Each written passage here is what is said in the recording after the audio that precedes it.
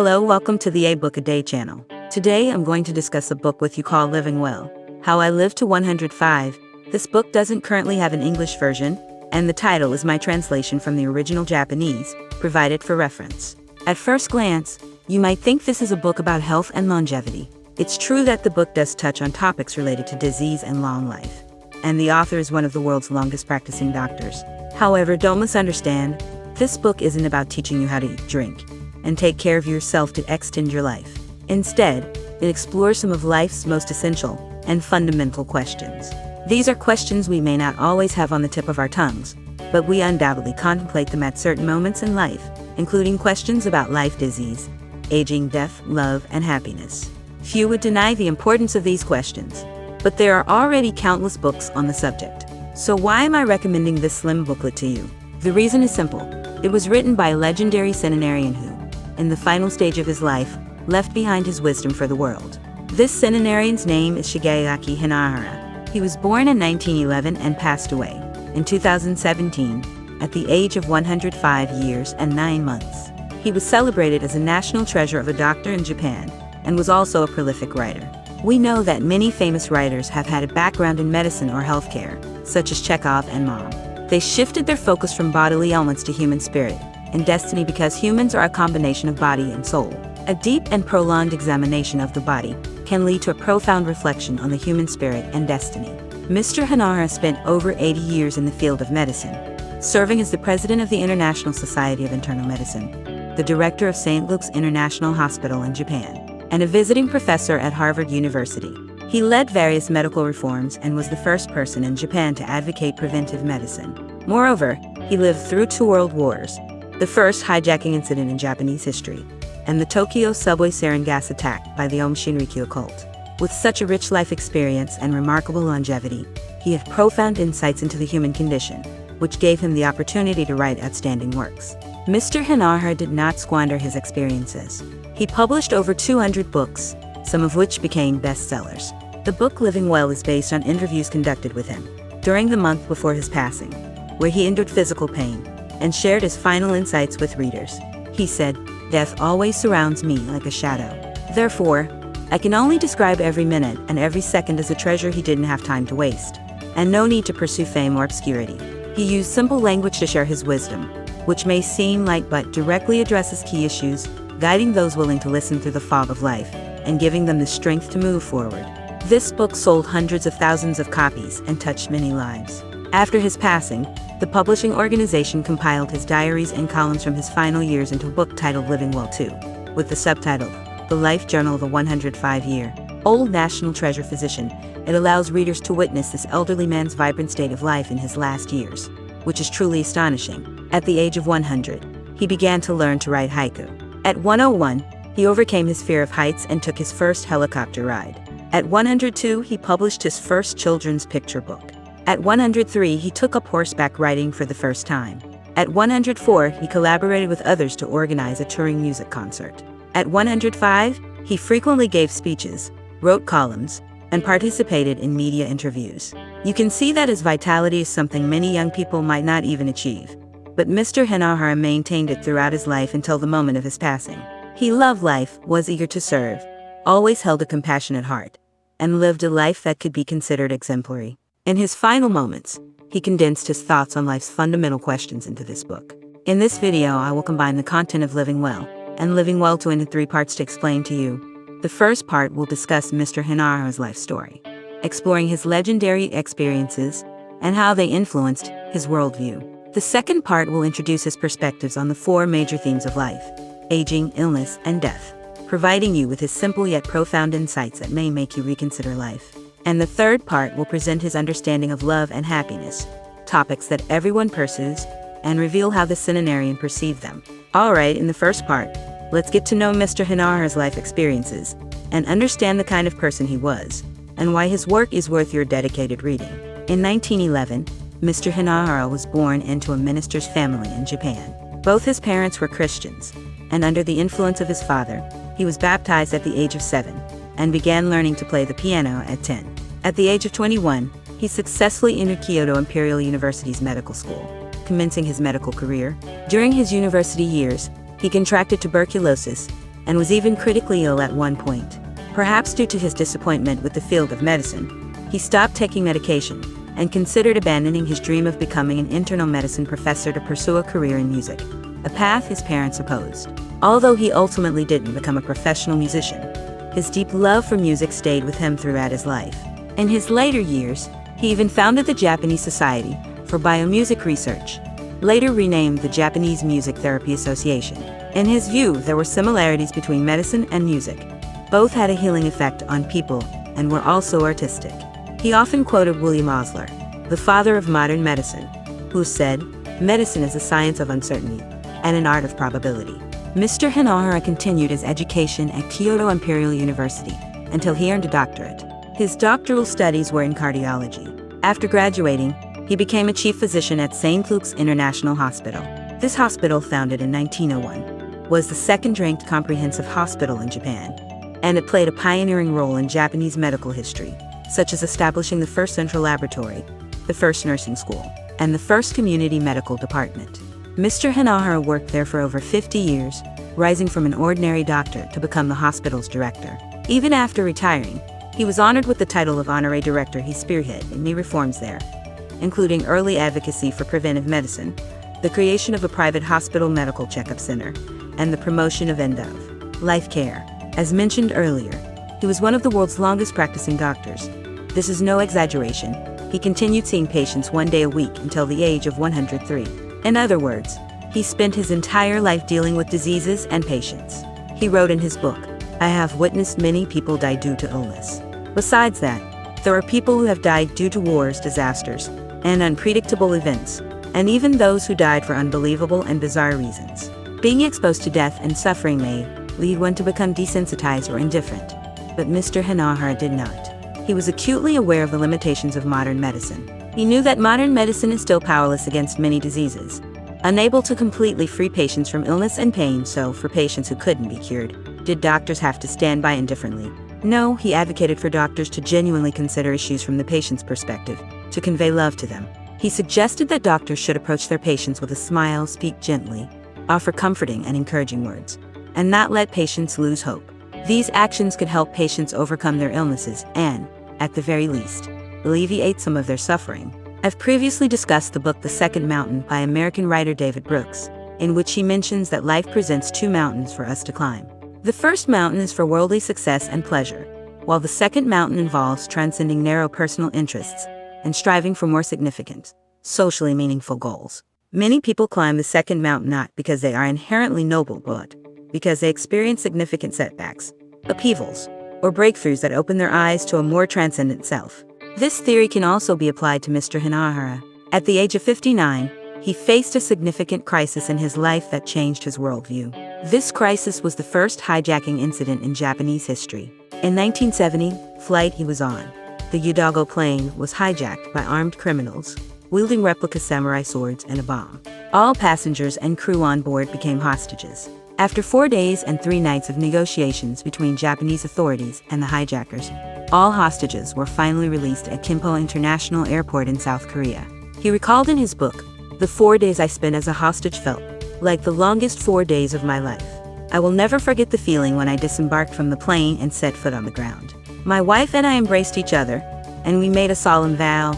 Our lives no longer belong solely to us, and from then on, we would live not just for ourselves but for others. From that day until now, I have continued to dedicate myself unwaveringly. Life was given to me by a higher power, and I dedicate it to others." In the subsequent years, he devoted a significant amount of time to contemplating the meaning of life, considering what kind of life states people should have at different stages: youth, middle age, and old age. He wrote books like Living in the Four Seasons of Life.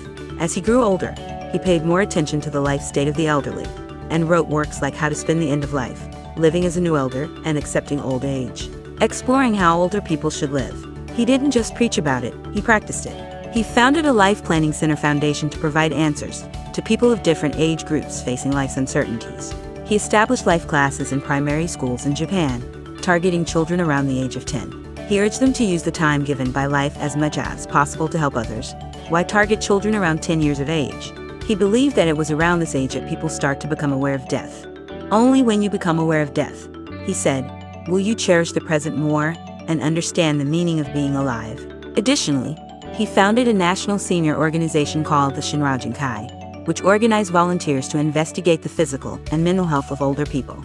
He delivered speeches at various branches of the Shinrajinkai throughout the year, covering topics related to medical knowledge, nursing knowledge, and the mental beliefs and lifestyles of older people. He encouraged older individuals to plan their elderly lives reasonably and be new elders who continually try new things. In Japan, which is facing a prominent aging population issue, the question of how to plan for old age is a pressing social issue, and Mr. Hinahara undoubtedly took a significant step toward addressing this problem. He was a typical new elder. At the age of 73, he was elected as the president of the International Society of Internal Medicine. At 76, he was elected as the president of the International Society of Clinical Laboratory Technology and the chairman of the Japan Society of Comprehensive Medicine. At 93, he was appointed as the president of the Japan Society for Nutritional Therapy Promotion. At 94, he was appointed as a Goodwill Ambassador by the United Nations Children's Fund, UNICEF Japan Committee. Honors and awards followed, including the Best Achievement Award from the Japan Medical Association, Honorary Fellowship from the American College of Physicians, and the Order of Culture from the Japanese government, among others.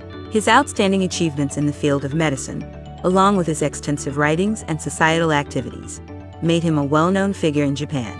In his early career, he wrote numerous professional books on medicine and nursing. However, as he grew older, his works took on a more philosophical and reflective tone, focusing on significant life topics such as life, death, love, loneliness, and happiness. Typically, discussions of these subjects are easily dismissed as feel-good philosophy, but readers resonated with Mr. Hinahara's life teachings, and his books sold well. This is not surprising. A person with such rich life experiences would naturally be highly regarded by readers. Next, I will introduce Mr. Hinahara's philosophical thoughts on life. First, let's talk about the four major issues of birth, aging, illness, and death. These four simple words summarize the entire human life process. However, even if we spend our entire lives, we may not fully comprehend their complete meaning. Mr. Hinahara lived to be 105 years old, yet he said, "I haven't completely figured out my true self." So how did he understand life? He believed that life is an energy entity, invisible but certainly exists. When he communicated with children aged around 10, he would ask them, "Where is life?" Some children would point to the heart, while others would point to the brain. He would say, "The heart is merely an organ that sustains the entire body's existence, and the brain is only an organ with thinking function. Neither the heart nor the brain can represent life. So where is life?" He said, "Life exists in the time we can control." This statement might sound a bit abstract, so how should we understand it? He said that when people are children, they almost spend all their time on themselves. Only when they grow up and become adults do they have the capacity to contribute time to others and to society. Therefore, he repeatedly urged to make the time given by life as useful as possible in assisting others. In this process, people can develop a sense of meaning and value and experience the flow of life. The longer a person lives, the greater the social significance they may create. Based on this understanding of life, he wanted to live longer, exhaust all efforts to persist until the last moment of life.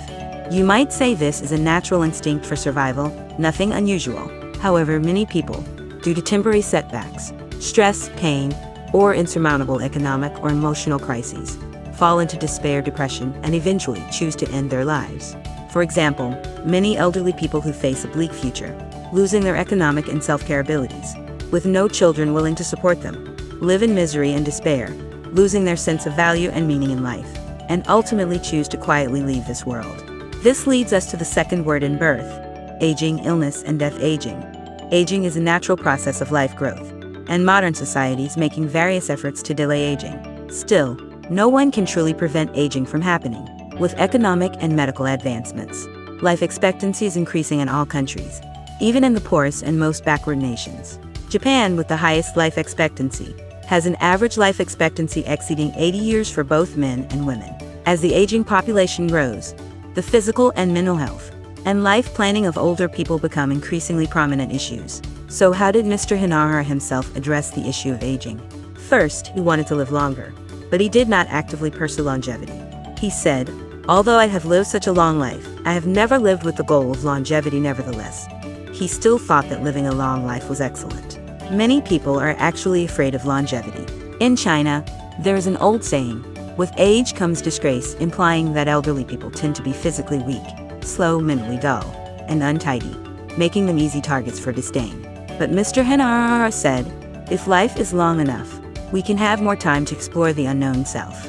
While we may not fully understand ourselves, the increasing understanding of the joy we bring to ourselves far surpasses the pain of aging and physical decline. Secondly, he made every effort to maintain a youthful mindset and remained enthusiastic about life. He kept curiosity and a passion for learning, continuously tried new things, and did not limit himself due to age. He said, humans cannot resist aging, but finding meaning in life is more important than resisting aging. He emphasized the importance of maintaining a youthful appearance. At the age of 105, he even received treatment to remove age spots, and carefully dressed himself whenever he went out. He said, valuing one's appearance makes me feel more proactive, more willing to socialize. However, I look young because I always strive to live a new self. At the age of 103, when he attended a lecture, he felt that the lighting in the venue was not bright enough, so he humorously asked the staff to brighten the lights a bit.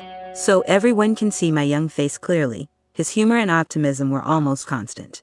During the hijacking incident, he even made jokes with the hijackers. Since Japan had never experienced a hijacking before, when the hijackers told the passengers that they were hijacking the plane, one passenger asked, "What does hijacking mean?" Surprisingly, the hijackers were left speechless, unable to explain. At this moment, Mr. Hinahara humorously said, "As a hijacker, if you don't even know the meaning of hijacking, is that okay?" This made the passengers laugh, and even the hijackers couldn't help but join in, easing the tension in the cabin. Humor, optimism, and a positive attitude are crucial factors for longevity. Lastly, regarding aging, he emphasized that society as a whole should pay attention to the elderly, allowing them to participate in social activities, embracing them with warmth and providing a place for the elderly. He said if society as a whole neglects the elderly and treats them as disposable like old cars, the society we live in is not truly a civilized society. Now, let's talk about the third word in birth, aging, illness, and death illness. As mentioned earlier, he contracted tuberculosis at a young age and continued to suffer from various illnesses throughout his life. He said, "I battle various diseases every day.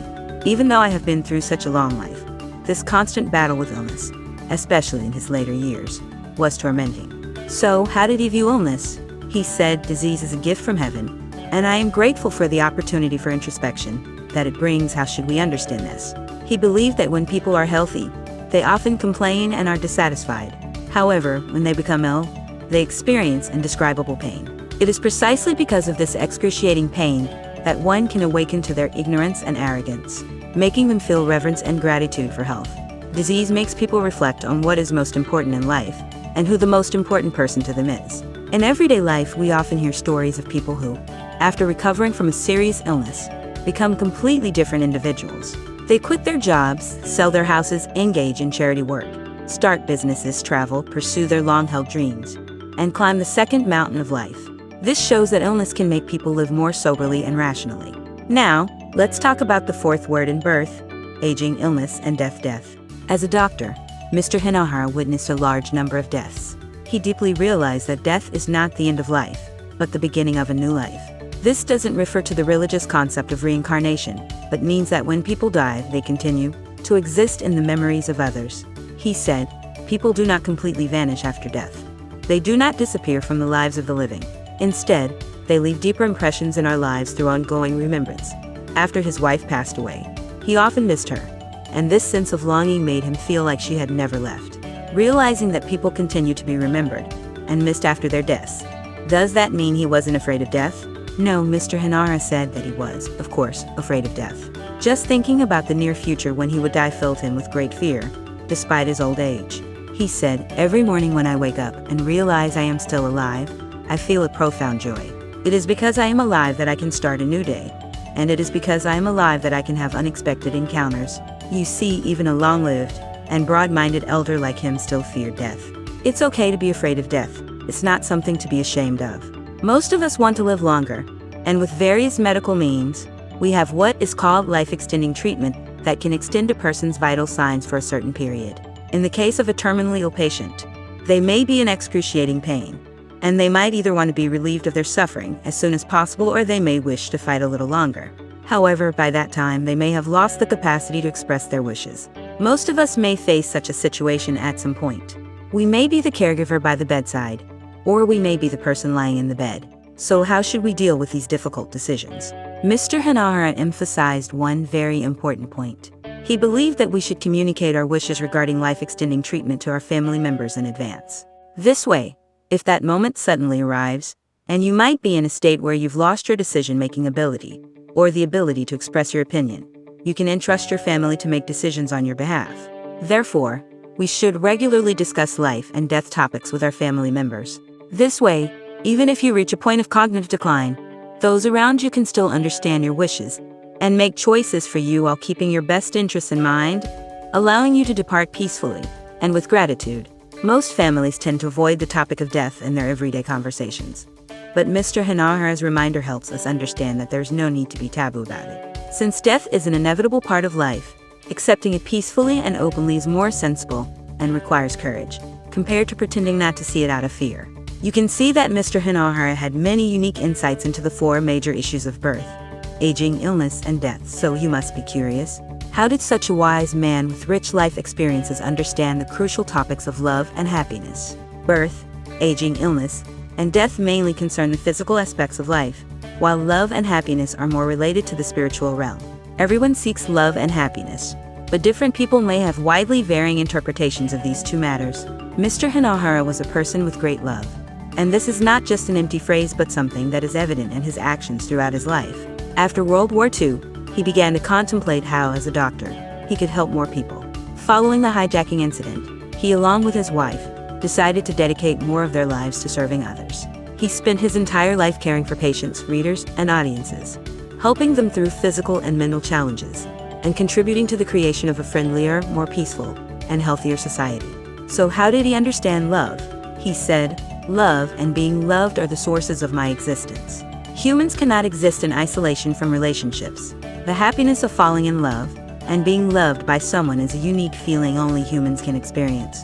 In his book, he shared the story of the famous Italian mezzo-soprano singer, Corelli. Corelli was an outstanding singer with a highly infectious voice. However, when she was young, her performances on stage were not always stable, mainly because she worried about not being accepted by every single member of the audience. This fear could disrupt her performance, even if she doubted that one person among thousands might not like her. However, one day she had an epiphany. To win the love of the entire audience, she had to genuinely express gratitude to every single person present. From then on, whenever she stepped onto the stage, she imagined conveying the thought, "I love you," to every person in the audience. This thought made her performances consistently move the audience, and her artistic career thrived as a result. Mr. Hanahara was always pondering how to transmit love to others. He didn't just care for and encourage his patients during the process of treating them, but also communicated love to the world through writing, public speaking, and music. He said, "Love means accepting the most authentic aspects of others. The authentic aspects may not align with your ideal standards, but once you accept them, you will be amazed by the remarkable qualities they possess. Because you love the most authentic part of them, everything about you will be genuinely loved in return." By offering love to others, you also gain a sense of fulfillment and happiness. Love is a source of happiness, which is easy to understand. Mr. Hanahara believed that another source of happiness is being true to oneself. In an era that advocates individual liberation, being true to oneself has become a common aspiration for everyone. However, when we think carefully, we realize that it's not easy to achieve. Many times, we can't live as we truly wish. We are compelled to say things and do things that go against our true feelings. Why is this the case?